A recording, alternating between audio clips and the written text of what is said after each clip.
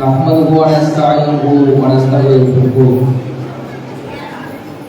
ونعوذ بالله من شرور انفسنا ومن سيئات اعمالنا من يهده الله فلا مضل له ومن يضلل فلا هادي له சாத்தியம் சமாதான நபிகள் நாயகம் ஸல்லல்லாஹு அலைஹி வஸல்லம் அவர்கள் மீதும்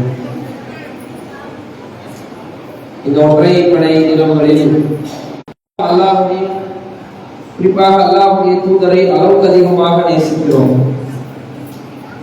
நம்ம ஒவ்வொருவருடைய ஆசையும் நாளை மறுமை நாளில் அல்லாஹ்வின் தூதரை பார்க்க வேண்டும் என்று இருக்கும். இதை யாருக்காவது மாற்றுகிறதுக்கா? கிடையாது. அல்லாஹ்வுடைய தூதர் நம்மோடு வாழ்ந்திருந்தால் எப்படி இருக்கும் யோசிச்சு பாருங்க. நம்மோடு நம்ம ஊர்ல அப்படி வாழ்ந்திருந்தால், நம்ம மக்காவில் பிறந்த நபிகளாரோடு வாழ்ந்திருந்தால் நபிகளாரை பார்த்திருப்போம், பேசியிருப்போம், நபிகளாரிடத்தில் நம்முடைய கேள்விகளை கேட்டிருப்போம். அல்லாஹ்வுடைய தூதரோடு நம்முடைய அந்த காலத்தை நாம் படித்திருப்போம்.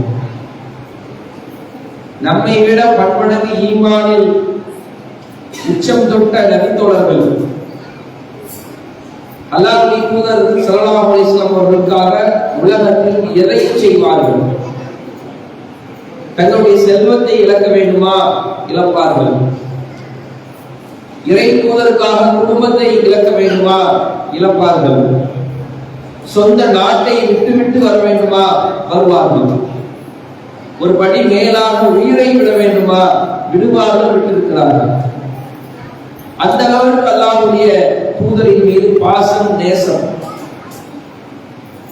அந்த அல்லாஹ்வுடைய தூதர் ரசூலுல்லாஹ்வுக்கு தெரியும் தன்னுடைய மரணத்தை அவர்கள் எப்படி சொல்லியிருப்பார்கள் யோசிப்பார்கள். இங்க நம்ம உலகத்துல தாய் தந்தையை அதிகமாக நேசிப்பவர்கள் இருப்பீர்கள், கணவனை நேசிப்பவர்கள், மனைவியை நேசிப்பவர்கள், பிள்ளைகளை நேசிப்பவர்கள். ஒரு மனிதனை அளவுக்கு அதிகமாக நாம் நேசிக்கிறோம் என்றால் அவருடைய பிரிவு நமக்கு எவ்வளவு வலியை கொடுக்கும். அப்ப உலகத்தில் உள்ள எல்லா உறவையும் விட அல்லாஹ்வுடைய தூதரை நாம் நேசிக்கிறோம் என்றால் அந்த நேசித்த நபித்தோழர்களுக்கு மத்தியில் தன்னுடைய மரணத்தை அல்லாஹ்வுடைய தூதர் பல நேரத்தில் முன்னறிவிப்பு செய்தார்கள். அதுல மிகப்பெரிய கியாமத் நாளுடைய நெருக்கத்தில் அல்லாஹ்வுடைய தூதர் சொல்லும் பொழுது மௌதி எனது மரணம் நிகழும் என்று அல்லாஹ்வுடைய தூதர் சொன்னாங்க. அல்லாஹ்வுடைய தூதர் உயிரோடு இருக்கிற காலத்திலேயே நல்ல கவனிங்க, நபிகளாரையும் உயிரோடு அதிகமாக உலகத்துல எல்லா பொருளையும் விடவும் நேசிக்கிற ஒரு ஆணாக பெண்ணாக உங்களுடைய உள்ளத்திலே பதிய வைத்துக் கொண்டு நாளை கவுண்டர் என்ற நீர் தடாகத்தில் அல்லாஹ்வுடைய தூதரை நிச்சயம் நாம் சந்திக்க வேண்டும் என்ற அந்த லட்சியத்தோடு இங்கு நாம் குறிப்பிடுகிற வசனங்களையும் ஹதீஸ்களையும் நீங்கள் அப்படியே உடாசி பார்க்க கொண்டே வாருங்கள். அப்ப அல்லாஹ் திருமறை குர்ஆனில் 5வது அத்தியாயம் 4வது வசனத்தை திறக்கிறார். அல்-யௌம அக்மல்து லக்கும் தீனக்கும் வ அத்மம்து அலைக்கும் நிஅமதி வ ரதீது லக்கும் இஸ்லாம் தீனா. ரசூலுல்லாஹ் உயிரோடு இருக்கும்போது இறக்கப்படுகிறது, இன்றைய தினம் உங்களுடைய மார்க்கத்தை உங்களுக்கு நாம் பரிபூர்ணப்படுத்தி விட்டோம். வ அத்மம்து அலைக்கும் நிஅமதி, என்னுடைய அருளை நான் உங்களுக்கு முழுமைப்படுத்தி விட்டேன். வ ரதீது லக்கும் இஸ்லாம் தீனா, உங்களுக்கு இஸ்லாமை வாழ்க்கை நெறியாக நாம் புரிந்து கொண்டோம் என்ற வசனம் திறக்கிறது. இந்த வசனம் என்ன சொல்கிறது? இன்றோடு இஸ்லாத்தினுடைய சட்டத்திட்டம் முடிந்து விட்டது. இதோடு குர்ஆனுடைய வருகை முடிந்து விட்டது, வஹி முடிந்து விட்டது. யோசிச்சு பாருங்க, அல்லாஹ்விடம் இருந்திருக்கிற அந்த மெசேஜை, செய்தியை மக்களுக்கு எடுத்து சொல்வதற்காக தான் மெசேஞ்சர், தூதர். அல்லாஹ்விலிருந்து வர செய்தியை நின்றுச்சுன்னா அதுக்கப்புறம் அவருக்கு என்ன வேலைங்க? அப்ப மறைமுகமாக இன்றைய நாள் உங்களுக்கு மார்க்கத்தை நான் பரிபூர்ணப்படுத்தி விட்டேன் என்ற இறை வசனம் அல்லாஹ்வுடைய தூதருடைய மௌத்தை எடுத்து சொல்றாரு. அல்லாஹ்வுடைய தூதர் ஸல்லல்லாஹு அலைஹி வஸல்லம் ஆஷுரா நாளில் நோன்பு நோற்றார்கள். 10ஆம் நாள் நோன்பு நோக்கும் பொழுது அல்லாஹ்வுடைய தூதருக்கு தகவல் தெரிவிக்கப்படுது, யூதர்கள் நேரத்தில் வைக்கிறாங்களே, அப்ப அதுக்கு நான் மாற்றம் செய்யும் விதமாக ரசூலுல்லாஹ் பயன்படுத்திய வார்த்தையை பாருங்கள். இன்ஷா அல்லாஹ் அடுத்த வருடம் நான் உயிரோடு இருந்தால் 9-10 ஒப்பண்டார். சின்ன சின்ன இடத்திலும் தன்னுடைய மரணத்தை அந்த நபித்தோழர் உணர்த்தினார்கள். அப்ப அந்த இடத்துல சொல்லப்படுகிறது 9-10 அல்லாஹ் நாடுனா நான் ஆண்டு உயிரோடு இல்லை. உஹத் போர்க்களத்திலே கொல்லப்பட்ட கைதிகளுக்கு 8 ஆண்டுகள் கழித்துதான் ஜனாசா தொழுகை நடத்தப்பட்டுச்சு. உடனே ரசூலுல்லாஹ் நடத்தல. முதல்ல கொல்லப்பட்டவங்க ரசூலுல்லாஹ் அடக்கம் செஞ்சுட்டு 8 வருஷம் கழிச்சுதான் செஞ்சாங்க, அவர்களுக்கு தொழுகை நடத்தினார்கள். அவர்களுக்கு நடத்தப்பட்ட அந்த தொழுகை குறித்து உபதி ஆமீர் என்ற நபித்தோழர் சொல்லும் பொழுது, அல்லாஹ்வுடைய தூதர் அவர்களுக்கு தொழுகை நடத்தினார்கள். அந்த தொழுகை எப்படி இருந்துச்சுன்னு சொன்னா, உயிரோடு இருக்கிற எங்களிடமிருந்தும் அந்த இறந்தவர்களுக்காக தொழுது விட்டு அல்லாஹ்வுடைய தூதர் அப்படியே பிரிய போற மாதிரி இருந்துச்சு. தொழுகையை முடித்துவிட்டு சும்மா தஹாய் மெம்பர் ரசூலுல்லாஹ் மெம்பர்ல ஏறி உரை நிகழ்த்துகிறார்கள். இன்னி பைன ஐதிக்கும் பரத்தும், நான் உங்களுக்கு முன்னால் செல்ல இருக்கிறேன். அலைக்கும் ஷஹீத், நான் உங்களுக்கு சாட்சி அமலாக இருக்கிறேன்.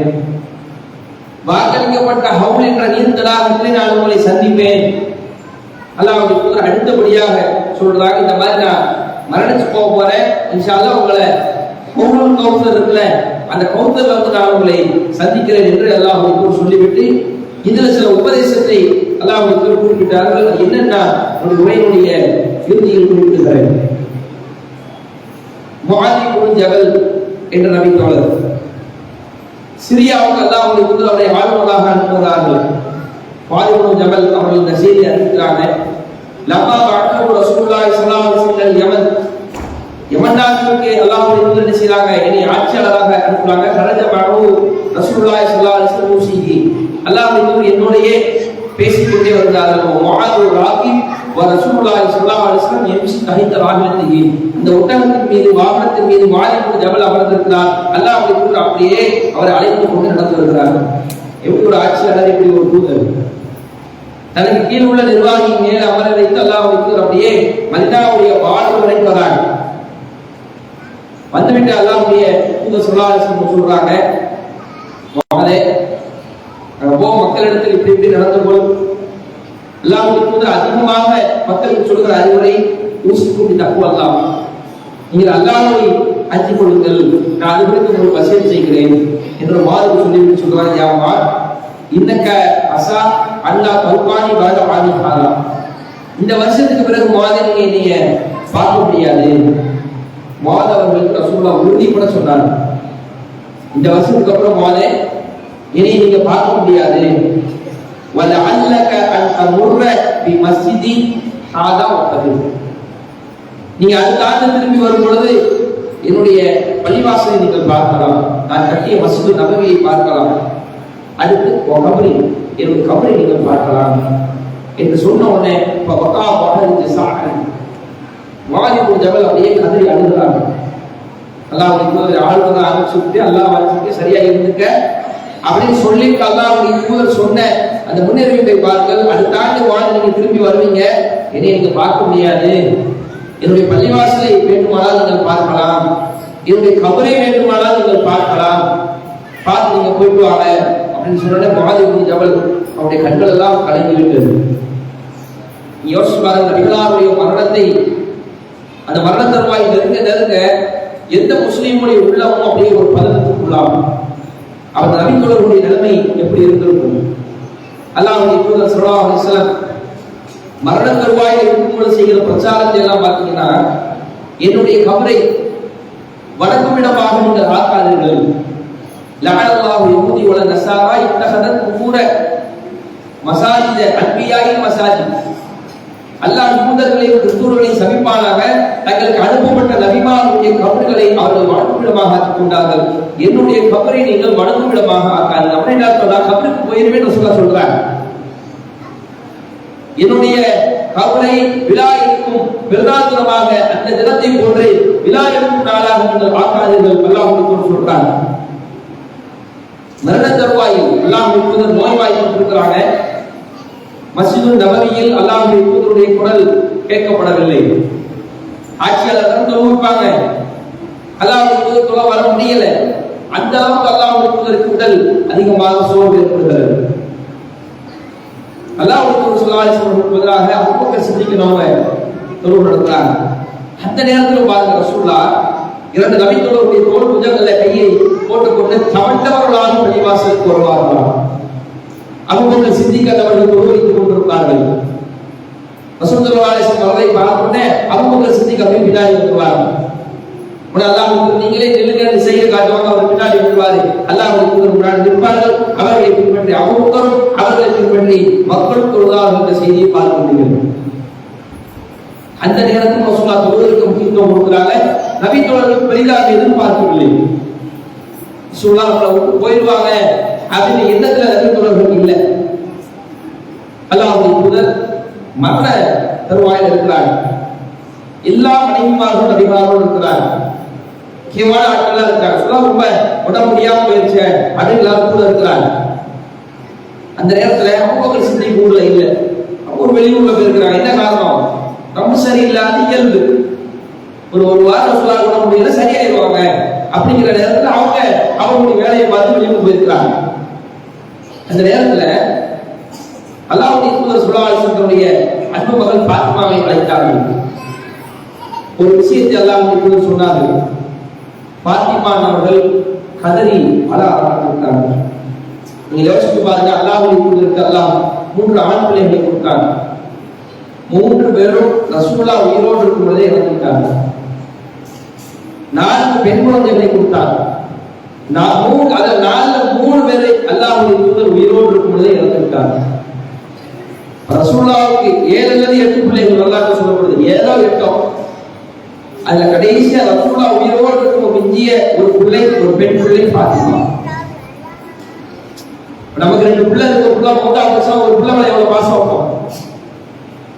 அப்ப 7-8 பிள்ளை வைங்கள, 7 பிள்ளை மௌத்தா போச்சுன்னா அந்த பாத்திமாவின் மீது அல்லாஹ்வுடைய பாசம் எப்படி இருக்கும்? என்னுடைய ஈரக்கூட பாத்திமா என்று சொல்வார்கள். பாத்திமா அவர்களை ரொம்ப அல்லாஹ்வுடைய தூதர். பொதுவாகவே நீங்க ஆண் எடுத்து பார்த்தீங்கன்னா பெண் பிள்ளைகள் மீது பாசம். திருமணமான ஜோடிகளிலே பொண்ணுட்ட கேட்டீங்கன்னா உங்களுக்கு யாருக்காக பையன் சொல்லுவாங்க. நாங்க ஆம்பளை பையனை தான் எதிர்பார்க்கிறோம். பாவான கேட்பாங்க, பொம்பளை பிள்ளை தான் எதிர்பார்ப்பாங்க. இயல்பாகவே ஆண்களுக்கு பெண் பிள்ளைகள் மீது தான் ஒரு ஈர்ப்பு இருக்கும். இளவரசியாக அவர்களை பார்ப்பார்கள். அப்ப ரசூலுல்லாஹ்வுக்கு எப்படி இருந்திருக்கும்? இயல்பதே பெண் பிள்ளை மீது ஒரு ஈர்ப்பு. 7 பிள்ளைகள் பிறந்திருக்கிறார்கள் என்றால் இந்த பாத்திமாவை எல்லாருக்கும் எவ்வளவு நேசித்திருக்காங்க. என்னில் பாதி பாத்திமா என்று சொன்னார். அல்லாஹ்வுடைய தூதருக்கு அந்த மரண தருவாய் தெரிகிறது. நம்முடைய மகளை விட்டு செல்ல போகிறோம். அல்லாஹ்வுடைய தூதர் அன்பு மகளை அழைத்து ஒரு ரகசியம் சொன்னார்கள். அவர்கள் அழுகிறார்கள். மற்றொரு ரகசியம் சொன்னார்கள். அந்த பாத்திமா அவர்கள் சிரிக்கிறார்கள். ரசூலுல்லாஹ்வுடைய மௌத்துக்கு பிறகு அந்த ஆயிஷா ரலியல்லாஹு அன்ஹா கூப்பிட்டு கேட்கிறாங்க. அவளை செய்தி அனுப்புகிறாங்க. பாத்திமாவே, நாங்கெல்லாம் இருக்கும்போது உங்களை அழைச்சு அல்லாஹ்வுடைய தூதர் ஒரு ரகசியம் சொன்னாங்கல்ல, என்னன்னு சொல்லுங்க. அந்த நேரத்தில் அந்த நடந்த அந்த சம்பவத்தை எப்படி பாத்திமா ஆயிஷா ரலியல்லாஹு அன்ஹா அப்படியே விவரிக்கிறார்கள். நாங்கெல்லாம் மனைவிமார்கள் எல்லோரும் அல்லாஹ்வுடைய தூதரோடு இருந்தோம். அந்த நேரத்தில் அப்துல் பாத்திமா அலைஹிஸ்ஸலாம் தம்ஷி பாத்திமா அவர்கள் அப்படியே நடந்து வந்தார்கள். அல்லாஹ்வுடைய தூதரை தன்னுடைய வாப்பாவை பார்ப்பதற்காக. ஆயிஷா ரலியல்லாஹு அன்ஹா அறிவிக்கிறார்கள், லா வல்லாஹி மா தஹஃபா மிஸ்யத்துகா மின் மிஸ்யத்தி ரசூலுல்லாஹி ஸல்லல்லாஹு அலைஹி வஸல்லம். பாத்திமா அவருடைய அந்த நடந்து வர்ற அந்த நடை ஸ்டைல் நபிகளாருடைய நடையை போன்றே இருக்கிறது. மகாதான ரசூலுல்லாஹ் மாதிரியே நடந்து வர்றாங்க. நடந்து வந்த உடனே அல்லாஹ்வுடைய தூதர் தன்னுடைய தந்தைக்கு பக்கத்துல உட்கார்றாங்க. அப்பதான் 2 ரகசியம் சொல்றாங்க. ஒன்னில் சிரிக்கிறார்கள், இன்னொன்னு அழுகிறார்கள். பாத்திமா அவரிடத்துல கேட்கிறாங்க, நீ ஏன் உள்ள சிரிச்சீங்க, ஏன் உள்ள அழுதுங்கன்னு சொல்ற. ரொம்ப நாள் கழிச்சுட்டா அதை அன்னைக்கு பாத்திமா ரலியல்லாஹு அன்ஹா அவர்கள் அதனை வெளிப்படுத்துகிறார்கள். அந்நேரத்திலே அல்லாஹ்வுடைய தூதர் ஸல்லல்லாஹு அலைஹி வஸல்லம் அவர்கள் என்னிடத்துல என்னுடைய தந்தை என்ன சொன்னாங்க தெரியுமா? அவங்க சொன்னாங்க, அம்மா நீங்க சாரணிப்பில் அம்ரி அவள். அதுல முதலாவது உள்ள விஷயம் என்னவென்றால், தன்னுடைய மகன்கிட்ட பாருங்க, சுசுலாத்து சொல்றாங்க, அஹ்பிர்னி அன் ஜிப்ரீல். ஜிப்ரீல் அலைஹிஸ்ஸலாம் இடத்துக்கு வந்தார்கள். ஆணையு ஆதிபுல் குர்ஆன் குல்லு சனத்தின் மரத்தன். ஒவ்வொரு ஆண்டும் ஜிப்ரீல் இடத்துல வந்து குர்ஆனை ஏட்டு இசை எனக்கு ஓதி காட்டுவாங்க. நமக்கு புரியுற மாதிரி சொன்னா சூரத்துல் ஃபாத்திஹாவுக்கு நாஸ் வரையும். அது அந்த காலத்துல எது இறக்கப்பட்டிருச்சோ, குறிப்பிட்ட வசனத்துல எது இறக்கப்பட்டுச்சோ அது ஃபுல்லாவே எனக்கு ஓதி காட்டுவாரு. ஆனால் இந்நேரத்தில் இந்த ஆண்டு ஜிப்ரீல் எனக்கு 2 முறை குர்ஆனை ஓதி கொடுத்திருக்கிறார். எல்லா வருஷம் ஒன்றை என்றார். இந்த வருஷம் ஜிப்ரீல் அவர்கள் எனக்கு 2 முறை எனக்கு ஓதி காண்பித்திருக்கிறார்கள். என்னுடைய மரண தருவாயை நான் நெருங்கி விட்டதாக உணர்கிறேன். என்னுடைய அன்பு மகளே, நான் உலகத்தை விட்டு பிரிய போறேன் நினைக்கிறேன் என்று தன்னுடைய மகளிடத்தை சொல்றார். சொல்லிவிட்டு தன்னுடைய அன்பு மகளுக்கு அல்லாஹ் இறுதியாக உபதேசம் செய்கிறாங்க. உண்மையிலே ஒரு தந்தையானவர் ஒரு ஆண் தன்னுடைய மகளுக்கு சொல்கிற எத்தனை அறிவுரைகள் சொன்னாலும் ரத்தன சொல்ல யோசிப்பார்கள். இதற்கு பிறகு பாத்திமா அவர்களுக்கு அல்லாஹ் பாத்திமாவை பார்க்க முடியாது, பாத்திமாவோடு பழக முடியாது, தன்னுடைய அன்பு மகளை கொஞ்ச முடியாது, தன்னுடைய அன்பு மகளுக்கு அல்லாஹ் அறிவுரை சொல்ல முடியாது. இறுதியாக அந்த நேரத்தை பயன்படுத்தி அல்லாஹ் சொன்ன அந்த அறிவுரை என்னவென்றால், ஃபத்தகில்லா, பாத்திமாவே அல்லாஹ்வை அஞ்சி நடந்து கொள், வஸ்திரி, பொறுமையாக இரு. 2 அறிவுரை பெண்மணிகளுக்கு தேவை வேண்டிய முக்கியமான அறிவுரை பொறுமை, அல்லாஹ்வை அஞ்ச வேண்டும். உனக்கு முன்பாக பாத்திமாவே நான் இறந்து போய் விடுவேன் நான் நினைக்கிறேன் இப்படின்னு அல்லாஹ் சொன்ன உடனே தான் நீங்க எல்லாம் என்னை பார்த்தீங்களே, அன்னை பாத்திமா சொல்றாங்க, அதனை அழுது தெரியுமா என்னவென்றால் உடல் செகதி தான் இறக்க போவதாக என்னுடைய வாப்பா என்னுடைய தகப்பனார் அல்லாஹ்வுடைய தூதர் சொன்னார்கள். அதை எப்படி என்னால் தாங்கிக் கொள்ள முடியும்? அதுதான் நான் முதல்ல அழுதேன். அதை அழுது ரசூல் ஸல்லல்லாஹு அலைஹி வஸல்லம் பார்த்த உடனே ரசூல் ஸல்லல்லாஹு அலைஹி வஸல்லம் பாத்திமா அவங்களுக்கு நன்றியை சொல்றாங்க. யா பாத்திமா அலா துர்தைன அன் தகூனி சையதன் நிசாஅல் முஃமினீன், முஃமின்களுக்கு தலைவியாக இருப்பது உனக்கு பெருமிதம் இல்லையா? எனக்கு பின்னால் நீ என்ன செய்வாய், பின்னால் எனக்கு பின்னால் நீ வருவாய் என்று தன்னுடைய மகனுடைய அந்த மரணத்தையும் சொல்றார். இது எவ்வளவு பெரிய சோதனை! இது 2யுமே உலகத்தில் சொல்ல முடியாது. ஒரு வாப்பா என்னதான் காய்ச்சல் அடிச்சாலும், என்னதான் உடம்பு சரியில்லை, என்னதான் துன்பப்பட்டாலும் பிள்ளை கேட்டா நல்லா இருக்குன்னு சொல்லுவாங்க. எனக்கு ஒண்ணு இல்லப்பா, பார்க்கப்பட்டா சரியா இருப்பாங்க. ஹாஸ்பிட்டல் அட்மிட் ஆயிருக்கும் பிள்ளைங்க எல்லாம் கதிரிச்சுருவாங்க, உனக்கு ஒண்ணு இல்லை சரியாக வந்துடுவே சொல்லுவாங்க. ஆனால் இந்த இடத்தை அல்லாஹ் சொல்ல வைக்கிறான், நபியே முகமதே, உன் மரணத்தை உன் மகனிடத்திலே நீ சொல்ல வேண்டும். சைக்காலஜிக்கலாக இது டஃப் சொன்னார். 2வது, உன் மகள் பாத்திமாவுடைய மரணத்தை நீ உயிரோடு இருக்கும் பொழுதே உன் மகளிடத்தில் சொல்ல வேண்டும். துடித்துடித்துக் கொண்டிருக்கிற நம்முடைய மகனிடத்தில் நீ செத்து போயிடும் சொல்ல முடியுமா?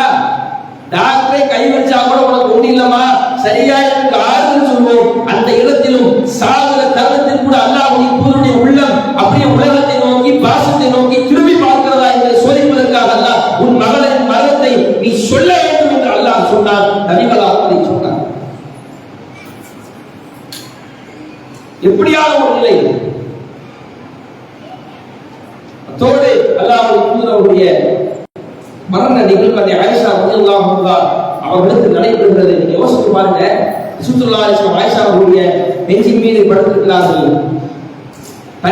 தண்ணீரை கொண்டு முகத்திலே ரசூலுல்லாஹ் தடாவுகிறார்கள். அல்லாஹ்வுடைய ரொம்ப உடம்பு முடியாமல் இருக்கிற மக்களுக்கு சொல்றார்கள், இன்னல் மௌதி சக்கராத், நிச்சயமாக மரணத்திற்கு வேதனை இருக்கிறது என்று சொன்னாங்க. அல்லாஹ்வுக்கு எவ்வளவு வேதனை கொடுப்பாங்க, மரணத்திற்கு வேதனை இருக்கிறது. அல்லாஹ்வுடைய சொன்ன செய்தி சொல்லிவிட்டு அல்லாஹ் ஸல்லல்லாஹு அலைஹி வஸல்லம் தன்னுடைய கையை அப்படியே வானத்தை நோக்கி லா இலாஹ இல்லல்லாஹ், வணக்கத்துக்கு தகுதியாக அல்லாஹ்வை தவிர வேறு யாரும் இல்லை. வஹஸ்ன உலாயிக ரஃபிகா, வஹஸ்ன உலாயிக ரஃபிகா, வஹஸ்ன உலாயிக ரஃபிகா. யா அல்லாஹ், உயர்ந்த தோழர்களோடு என்னை சேர்த்து விடு, உயர்ந்த தோழர்களோடு என்னை சேர்த்து விடு, உயர்ந்த தோழர்களோடு என்னை சேர்த்து விடு என்று அல்லாஹ் சொன்ன இறுதி வார்த்தை அதுதான். அதற்கு பிறகு பட்டசபை இரவு அல்லாஹ்வுடைய தூதருடைய கரம் அப்படியே கீழே சரிந்தது. அல்லாஹ்வுடைய தூதர் மௌத்தாகிவிட்டார்கள். எப்படி இருக்கும் அந்த சமுதாயம்? யோசிப்பார்கள். நமக்கு பிடித்தமானவர் மரணித்தாலே உள்ளம் வாடி போய்விடுகின்றால், தன்னுடைய உயிரை விட நேசிக்கிற ஒரு தலைவர் தனக்கு முன்னால் இறந்திருக்கிறார் என்றால் சஹாபாக்கள் எப்படியான ஒரு மன குழப்பத்திலே மன பாரத்திலே உள்ளாகி இருப்பார்கள். அல்லாஹ்வுடைய தூதருக்கு பேச்சு மூச்சு இல்லை என்ற தகவல் அப்படியே மதினமா நகர் முழுவதும் பரவுகிறது. அல்லாஹ்வுடைய தூதர் இறந்து விட்டார்கள் என்ற செய்தி வருகிறது. உமர் இப்னு கத்தாப் சொன்ன செய்தி என்ன தெரியுமா? நிச்சயம் அல்லாஹ்வுடைய தூதர் இறக்கவில்லை. யாராவது அல்லாஹ்வுடைய தூதர் உடம்பு சரியில்லாமல் படுத்திருக்கிறாங்க, இதோ என்னுடைய தூதர் இறந்து விடுவார்கள். யாராவது அல்லாஹ்வுடைய தூதர் இறந்து விட்டார் என்று சொன்னால் அவருடைய தலையை நான் எடுத்து விடுவேன். நீ எப்படி அல்லாஹ்வுடைய தூதருடைய இறந்து பண்ணி சொல்லுவேன்? இப்ப பாரு, கொஞ்ச நேரத்தில் அல்லாஹ்வுடைய தூதர் எதிர்த்துவாங்க. செத்தவங்க உயிரோட வரமா மாட்டாங்க என்பது தெளிவானதான் உமர். பாசம் அவ்வளவு சீக்கிரமா உடம்பு போயிடுவாங்க சொல்லலாம். என்ன ஏதோ உடம்பு சரியில்லாம இருந்துச்சு, ஒரு வாரம் இருந்தாங்க, அதோட மூத்தா இல்ல இல்ல இப்ப என்னுடைய தூதர் எழுந்து விடுவார். உமர் அவர் சொன்னாங்க, யாராவது சொன்னா தலையெடுத்து வேண்டாம். அபூபக்கர் சித்திக் அவர்களுக்கு செய்தி சொல்லப்படுது. வெளியூர்ல இருந்து பயணப்பட்டு வருகிறார்கள். வந்து உலகத்திலேயே இவ்வளவு பெரிய ஒரு மாமனிதனுடைய மரணத்தை ரத்தின சுருக்கமாக அறிந்தவர் அபூபக்கர். நேரம் வர்றாங்க, அல்லாஹ்வுடைய தூதரை துணியிலே மூடி வைத்திருக்கிறார்கள். இப்ப கசப்ப அந்த துணியை அப்படியே அபூபக்கர் சித்திக் வளர்க்கிறார்கள். விளக்கிவிட்டு அல்லாஹ்வுடைய தூதருடைய நெற்றியில் அபூபக்கர் சித்திக் அவர்கள் முத்தமிட்டார்கள். முத்தமிட்டு சொன்னார்கள், தித்து மையத்தின் வகையா, இறை தூதரே நீங்கள் உயிரோடு இருக்கும் பொழுதும் மணந்தீர்கள், மௌத்தா போன பிறகு மணந்தீர்கள். உமர் அவர்கள் கொதித்துக் கொண்டிருந்தார்கள். அச்சித்தியா உமர், உமரே உட்காருங்கள் என்று அபூபக்கர் சித்திக் சொல்றாங்க. உமர் அவர்கள் உட்கார்ந்திருந்தார்கள். உடனே அபூபக்கர் சித்திக் அவர்கள் மக்களிடத்திலே எழுந்து சொல்றார்கள், மன்கான யாபுது முஹம்மதன், யார் இந்த முஹம்மதை வணங்கி கொண்டிருக்கிறீர்களோ அறிந்து கொள்ளுங்கள், அலா இந்த முஹம்மத கத்துமா, முஹம்மது மரணித்து விட்டார். ஒரு செய்தி சொல்கிறார். ஏன்னா முஹம்மதுக்கு மரணம் இல்லாதவரா? முஹம்மது மரணித்து விட்டார். மன்கான யாபுதுல்லாஹ், யார் அல்லாஹ்வை வணங்கக்கூடியவராக இருக்கிறாரோ, இன்னல்லாஹ் ஹய்யுல் யகூம், அல்லாஹ் மரணம் இல்லை, அவன்தான் நிலையானவன். திருமலை குர்ஆனில் ஒரு வசனத்தை எடுக்கிறார்கள். ஹஜ் போர்க்களத்தில் இறங்கிய வசனம், வமா முஹம்மதுன் இல்லா ரசூல் கத் ஹலத் மின் கப்லிஹி ருசுல், முஹம்மது தூதரை தவிர வேறு இல்லை, அவருக்கு முன்னால் அனுப்பப்பட்ட எத்தனையோ தூதர்கள் இறந்திருக்கிறார்கள். அவையும் மாதா உதிலை கலபத்துமல ஆர்காமிக்கும், அவர் இறந்தாலோ கொல்லப்பட்டாலோ நீங்கள் வந்த பாதையை நோக்கி நீங்கள் சென்று விடுவீர்களா? முஹம்மது இறக்கவும் செய்வார், கொல்லப்படவும் செய்யலாம் என்று அல்லாஹ் இந்த வசனத்தில் சொல்கிறார். இதை தூக்கி அப்படியே இறை வசனத்தை முன்னால் வைக்கிறார்கள். அது உலகத்திலே இறங்கிய வசனம் தான். ஆனால் சில நபித்தோர்கள் சொல்கிறார்கள், அந்த வசனம் இப்போதுதான் குர்ஆனில் இறங்கியதோ என்று நினைக்கிற அளவுக்கு என்னுடைய உள்ளங்கள் சிந்தித்துக் கொண்டிருந்துச்சு. இது சொன்ன உடனே ஒட்டுமொத்த நபித்தோழர்களும் பலவாக தாக்கு பிடிக்க முடியல.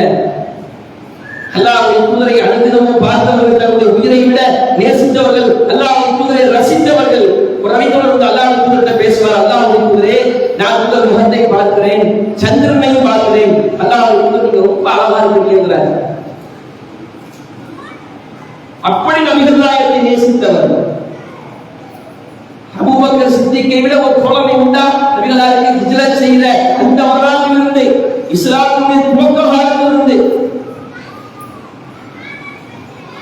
கொள்கையில மாறல, பாசம் இல்லாம இல்ல, நம்மை விட்டு அவர்கள் செல்வார்கள் என்பது அபூபக்கர் சித்திக்கு தெரியும். யோசிச்சு பாருங்க, உண்மையில் அல்லாஹ்வுடைய தூதரை உயிரை விட மேலாக நேசிக்கிற நமக்கு அல்லாஹ்வுடைய தூதருடைய மரணம் என்பது சாதாரண விஷயமா? நம் தாயை போன்றா, தந்தையை போன்றா, பிள்ளையை போன்றா, அதை விட லட்சம் மடங்கு மேலாக அல்லாஹ்வுடைய தூதரை மதித்து உள்ளத்திலே வைத்திருக்கிறோம். அந்த தூதர் நம்மை விட்டு சென்று விட்டார்கள். இதை விட ஒரு வருத்தம் இந்த உலகத்துக்கு உண்டா?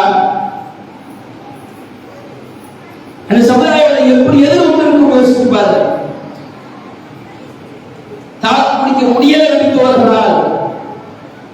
அல்லாஹ்வுடைய தூதர் இல்லாத மதினான எந்த மதினா? சுபுஹ் வேளையில் பார்ப்போம், தொழுகையில் பார்ப்போம், உரை நிகழ்த்தும் பார்ப்போம், அல்லாஹ்வுக்கு சிரிப்பார்கள், கோபப்படுவார்கள். அல்லாஹ்வுடைய தூதருடைய முகங்கள் எப்போது சிவப்பு நிறத்தில் மாறும் நபித்தோழர்கள் சொல்லுவாங்க. எப்படி நோட் பண்ணியிருக்கிறாங்க? வீட்டுக்கு வந்தோட ஃபர்ஸ்ட் நபி அல்லாஹ்வுடைய தூதர் என்ன செய்வாங்க? ஆயிஷாவை சொல்லுவாங்க, அன்புள்ள மங்களமாக அல்லாஹ்வுடைய தூதரை நேசித்தவர்கள், ரசித்தவர்கள், அதை பின்பற்றியவர்கள், அவர்களுக்கு அல்லாஹ் இந்த செய்தி தூதர் மறைத்து விட்டார். இந்த முன்னறிவிப்பை அல்லாஹ்வுடைய தூதர் இந்த சமுதாயத்துக்கு முன்பே செய்தார். ஒரு சூழல்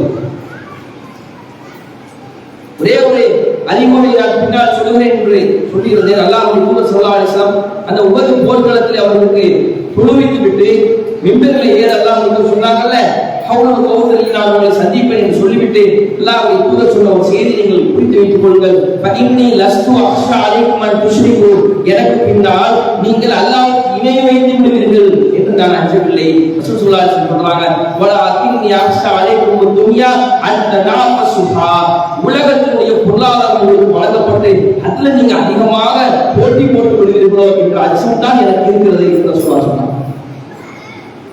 இந்த உம்மத்தை பார்த்து அல்லாஹ்வுக்கு கூறப்பட்ட கடைசி கவலை என்னவென்றால், இணை வச்சிருவல்ல பயம் இல்லை, ஆனால் உலகத்துல உலக காரியத்தில் நீ ஒருவர் போட்டி போட்டுக் கொண்டு நீங்கள் அடைந்துவீர்களோ என்ற ஒரு அச்சம் என்னிடத்தில் இருக்கிறது என்று அந்த நேரத்தில் அல்லாஹ் அவருக்கு சொன்னார்.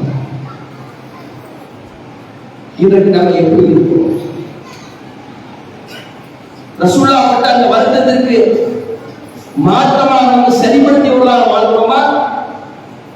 எந்த அல்லாஹ்வுடைய தூதருடைய உள்ளம் இறுதி காலத்தில் இறுதி நேரத்தில் கண் கலங்கியதோ உள்ளம் வெடித்ததோ அந்த வார்த்தைக்கு ஒப்பாக நாம் நடக்கிறோமா?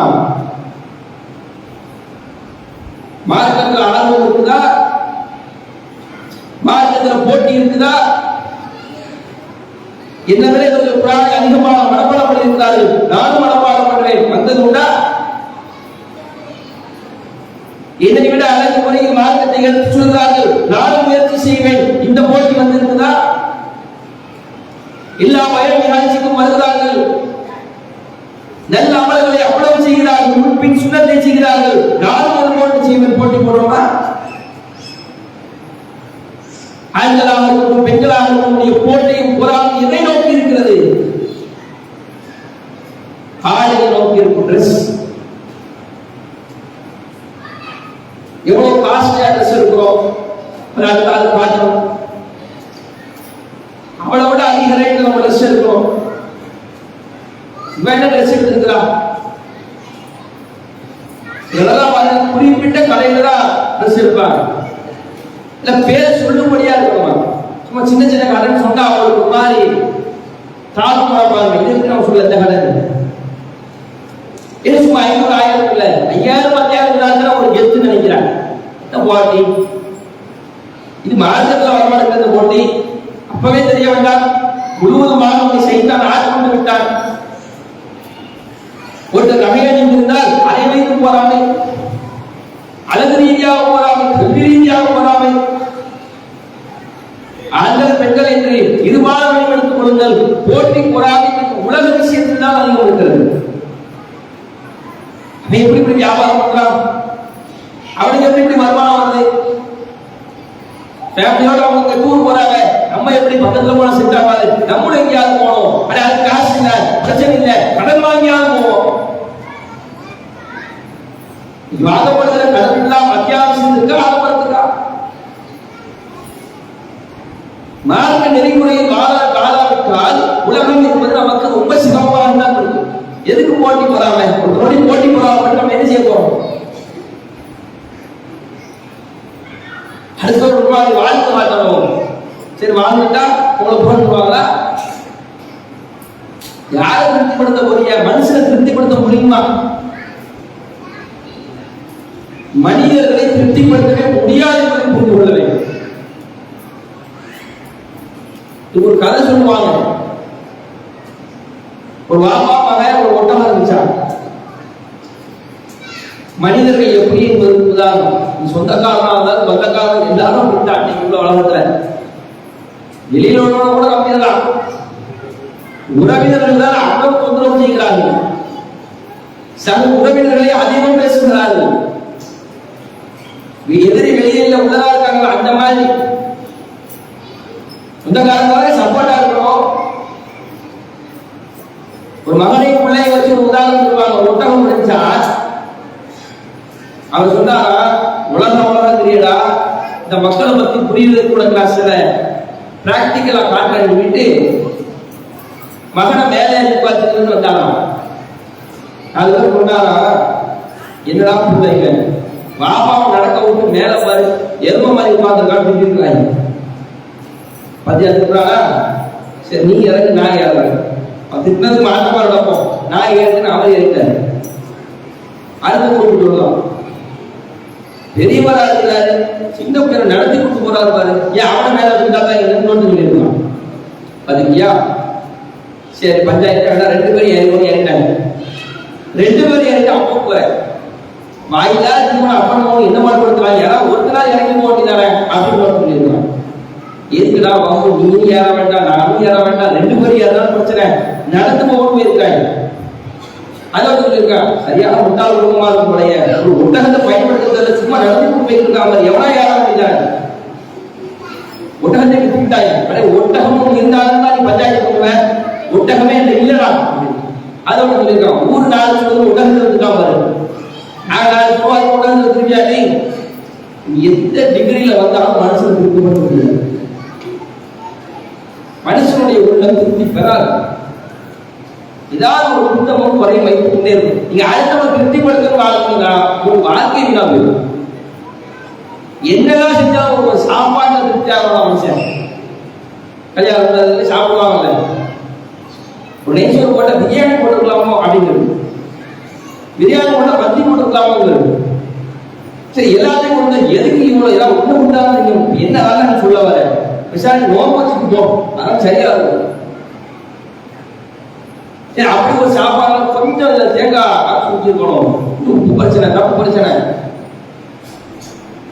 மனுஷனை திருப்திப்படுத்தவே முடியாது.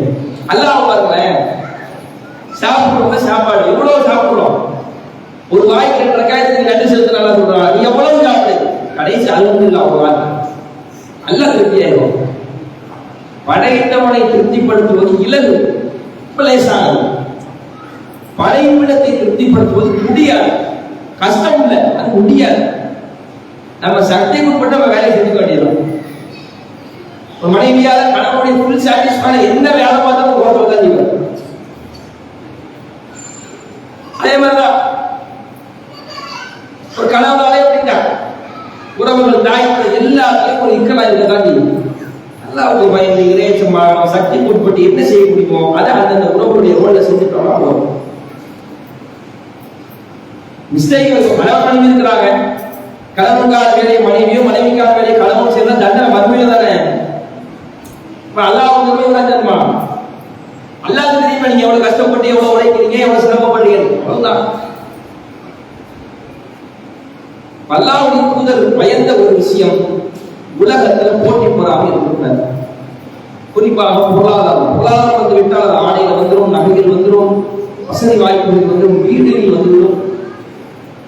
அது ஒன்று இருக்கிறார்கள் இல்லாத ரொம்ப தாழ்வா பேசுறதா இருக்கு. எல்லாம் செல்வத்தை கொடுத்தாங்க, திடீர் பணக்காரர்கள் படுத்துக்கிற பாடு சமுதாயத்தில் ரொம்ப தாங்க முடியாது. அந்த ஆட்களை நடுநிலையா ஏழையா இழிவா பேசுறது, ஆடையை வச்சு கிட்ட கொடுப்பாங்க.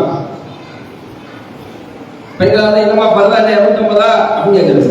ஏன் 250 போட்டா என்ன உனக்கு பிரச்சனையா, உன் கண்ணில் இருந்து பிரச்சனை போதா, ஏன் பசங்க தான் அப்படின்னா இதெல்லாம் இந்த லோக்கல்ல ட்ரெஸ் எடுத்தாலே நீங்க பிரச்சனை. அதனாலே பல வியாபாரிகள் ஓட்டு நீங்க என்ன டாப்பான போதிசை கொண்டு வந்து நம்ம ஊர்ல வச்சாலும் எடுக்க மாட்டாங்க, வெளியூர்ல போய் காரணம் எடுத்தா தான் அது ஒரு வகை.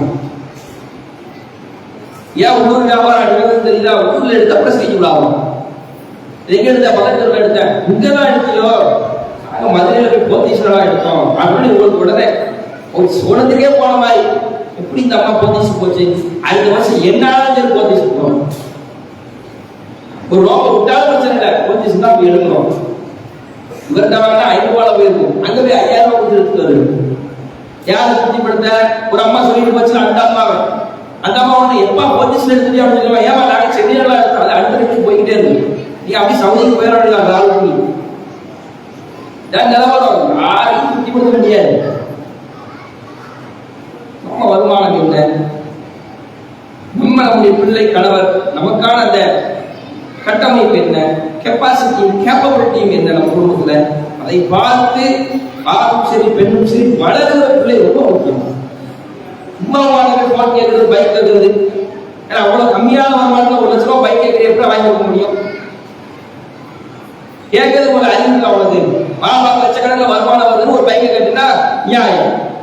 அவரே 15-20 சம்பளம் வாங்குறாரு, 30-40 வாங்குறாரு, குடும்பத்துக்கு சரியா இருக்கு. அவருமே 1 லட்சம் ரூபாய்க்கு பைக் கேட்டா உன்னை விட விட்டா முடியாதுட்டா. நீ 10 ரூபா வச்சிருக்க, உனக்கு 100 ரூபாய் கேட்டா உனக்கு எப்படி கஷ்டமா இருக்கா? அப்படின்னா கோபா கஷ்டமா இருக்கு. மரத்துலயாவது பணம் வீட்டுல விலை போட்டுருக்கோம், 2000 நோட்டை கிச்சு விளையாடுறது 4 2000 நோட்டு வந்துருங்க, நல்லா தண்ணி ஊற்றி அப்படியா வேர்வை சிந்தி ரத்தம் சிந்தி உழைக்கிற அவர் படுகிற கஷ்டம் அவருக்கு தான் தெரியும். அந்த ஆண் எதுவும் வெளிக்கொள்ள மாட்டான். நம்ம தான் ஒரு உமா வரும். இங்குள்ள எல்லா பிள்ளைகள் வளர்த்து நீங்க உங்க பிள்ளைகளை வளர்க்கிற ஒரு நிலையில வரும்பொழுதுதான் அப்பா அவருக்கு கஷ்டம் தெரியும். அது வரைக்கும் என்ன சொல்லு இளம் தலைமுறைகளுக்கு புரிவதில்லை. நீங்களும் உலகத்திற்கு போட்டி போட்டுக் கொண்டிருக்கிறீர்கள். நஷ்டம் நமக்கு தான் என்று சகோதர சகோதரிகளை யாருக்கும் நஷ்டம் இல்லை. நம்ம உண்மை என்ன, நம்முடைய சூழல் என்ன, நம்முடைய வருமானம் என்ன, அதற்கேற்ப நம்மால் வாழ்க்கை எவ்வளவு பின்பற்றி வாழ முடியும். ஏன் என்னமோ நினைச்சுட்டு போறான் அப்படின்னு ஒரு வாழ்க்கையை வாழ்ந்தால் அந்த வாழ்க்கை திருப்தியாக இருக்கும். அடுத்த மனசை உருப்படுத்தணும் வாழ்ந்தீங்கன்னா உறவுகளுக்குள்ள பிரச்சனை, தேவையில்லாத கடன் சுமை, தேவையில்லாத குழப்பம். இதை புரிஞ்சவன் புத்திசாலி, புரியாதவன் வாழ்க்கை முடிக்கிற உலகத்தை அல்லாஹ் பாதுகாக்க வேண்டும். இந்த படைப்பிடங்களுக்காக நாம் வாழ்ந்து விடாமல் படைத்த அல்லாஹ்வுக்காக நாம் வாழ்வோம். அல்லாஹ்வுடைய தூதர் ஸல்லல்லாஹு அலைஹி வஸல்லம் முன்னறிவிப்புகளிலே உலக மக்களை ஒழுக்கிய ஒரு முன்னறிவிப்பு என்றால் நபிகளாருடைய மரணம் தான். அது நடந்துவிட்டது. அதுபோன்று அல்லாஹ்வுக்கு ஏராளமான முன்னறிவிப்புகளை செய்திருக்கிறார்கள். அதில் நம்மிடத்தில் அல்லாஹ்வுக்கு வைத்த ஒரே கோரிக்கை உலக விஷயத்தில் போட்டி பொறாமை கொள்ளாதீர்கள் என்பதுதான். அதை நம்முடைய வாழ்வில் நாம் இன்று இருந்து அமல்படுத்த வேண்டும். அல்லாஹ் மறுமை ரீதியான போட்டிகளை அதிகப்படுத்தி உலக ரீதியான இந்த போட்டி பொறாமை என்ற இந்த கெட்ட இந்த குணத்திலிருந்து நம்மளை பாதுகாக்க வேண்டும். அதற்கேற்ப அல்லாஹ்வுடைய வாழ்க்கையை அமைத்து தருவானாக என்று கூறி இந்த உரையை நிறைவு செய்து கொள்கிறேன். வாஹர் தாவானா அல்ஹம்துலில்லாஹி ரப்பில் ஆலமீன். அஸ்ஸலாமு அலைக்கும் வரஹ்மத்துல்லாஹி வபரகாத்துஹு.